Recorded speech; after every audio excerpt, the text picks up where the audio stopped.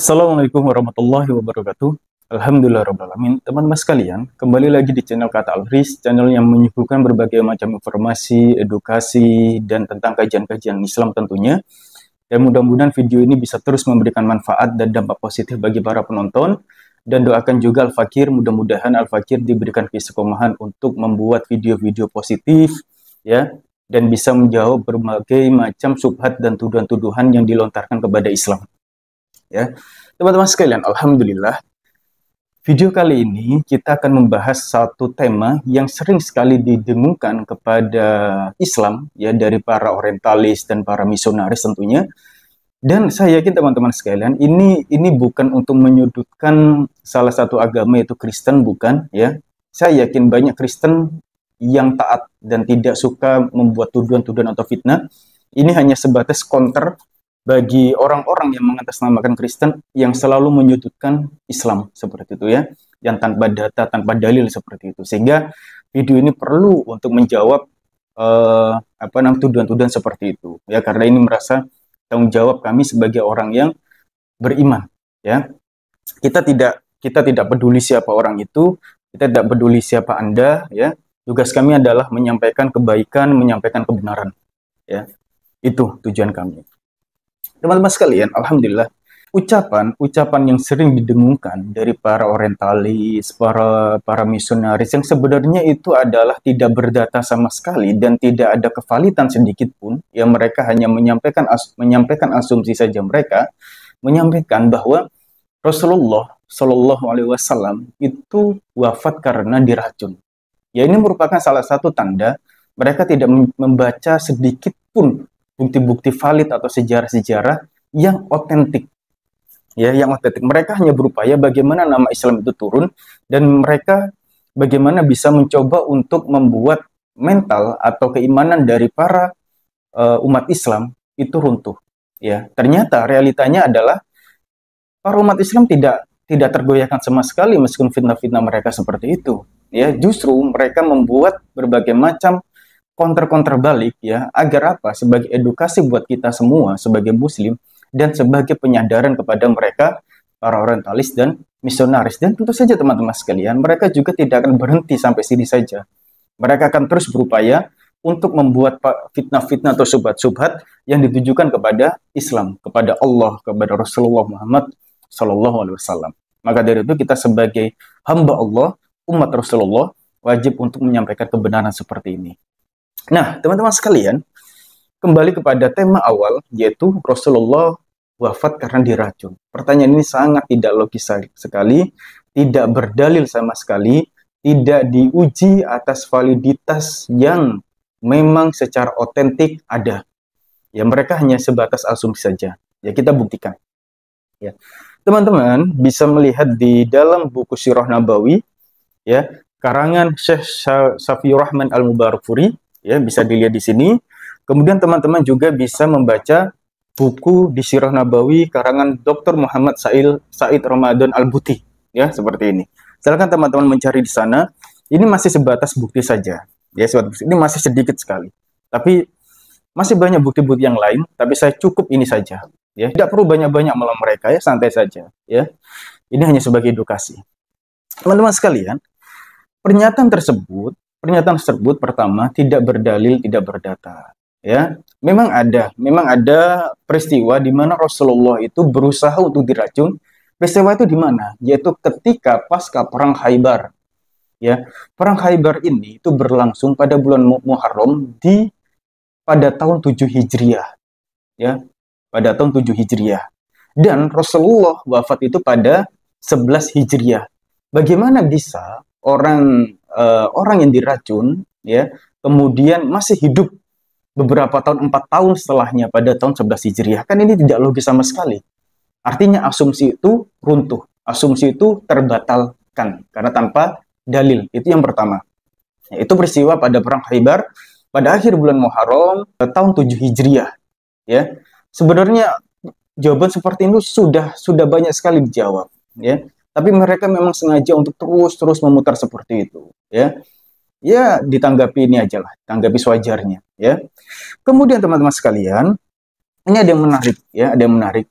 bahwa peristiwa itu teman-teman sekalian, itu yang makan itu bukan hanya Rasulullah, ya, tetapi ada yang namanya sahabat Rasulullah yang namanya adalah Bashar bin Barra bin Ma'rur yang bersama-sama makan bersama Rasulullah memakan daging domba. Ya, Zainab bin Haris itu seorang munafikin dari kaum Yahudi, ya, pernah menyampaikan, apa makanan kesukaan Rasulullah dan bagian mana yang Rasulullah sukai. Ya, Rasulullah itu suka bagian paha domba.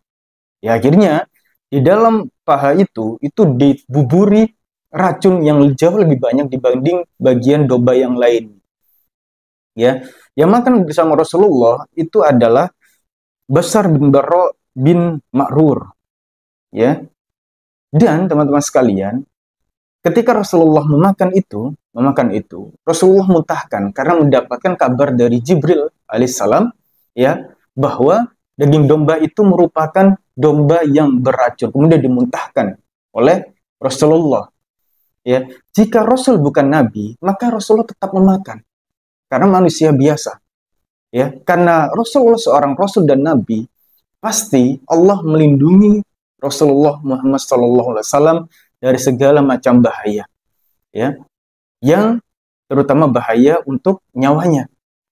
Ya, maka ini sangat logis sekali. Ya, Rasulullah dilindungi oleh Allah itu ya logis sekali karena beliau adalah utusan Allah. Ya, maka sahabat yang memakan tadi, sahabat Bashar, ya, itu wafat langsung di tempat. Ya, kalau memang teman-teman sekalian Rasulullah sudah memakan, pasti Rasulullah juga wafat di tempat dan waktu yang sama. Tapi kenapa Rasulullah, ya, jika mati diracun masih bertahan 4 tahun? Ini tidak logis sama sekali. Ini hanya asumsi belaka yang mereka buat, ya, untuk sengaja memang membuat subhat-subhat atau tuduhan-tuduhan palsu yang tidak berdalil, yang tidak dibutuhkan dengan ilmu empiris atau secara informasi yang valid. Mereka hanya berupaya untuk menggelorakan berbagai macam asumsi-asumsi yang itu hanya sebatas kebencian saja, ya, ketidaksukaan saja kepada Islam. Maka ini sebagai edukasi para muslim, ya, jangan gentar, jangan takut, atau jangan goyah kepada hal-hal yang receh seperti ini. Ya, teman-teman bisa membaca di Sirah Nabawi yang lainnya, silahkan. Ya, ini merupakan salah satu peristiwa yang sangat logis sekali, sangat valid sekali, dan dibuktikan secara real, secara nyata. Ini hanya tidak sekali, tapi terus berulang seperti itu.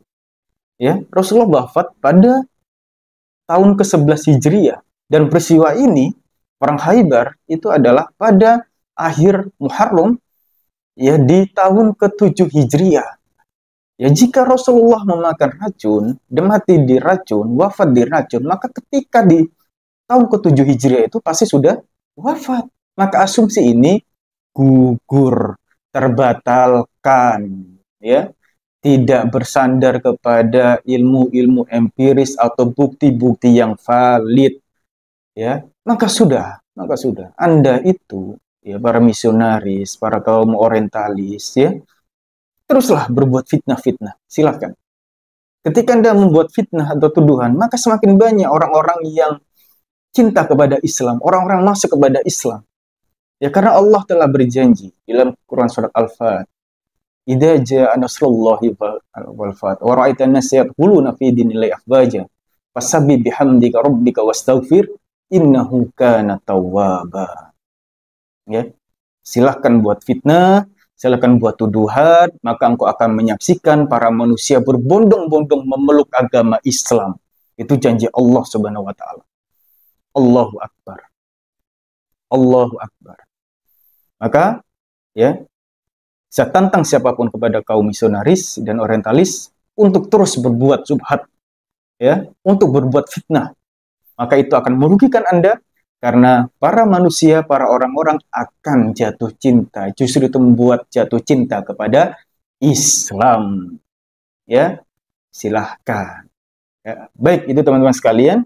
Insya Allah cukup, ya, tidak usah terlalu panjang lebar. Insya Allah ini sudah menjadikan bukti yang nyata bahwa itu hanya asumsi mereka saja, dan ini sudah dibuktikan dengan data-data yang valid, ya, yang sudah teruji, ya. Maka ini merupakan salah satu tanda mereka hanya berasumsi saja. Insya Allah itu teman-teman sekalian, terima kasih. Jangan lupa like, share, subscribe, dan nyalakan loncengnya ya. Mudah-mudahan konten-konten ini bisa terus bermanfaat bagi teman-teman sekalian. Insya Allah itu, terima kasih. Assalamualaikum warahmatullahi wabarakatuh.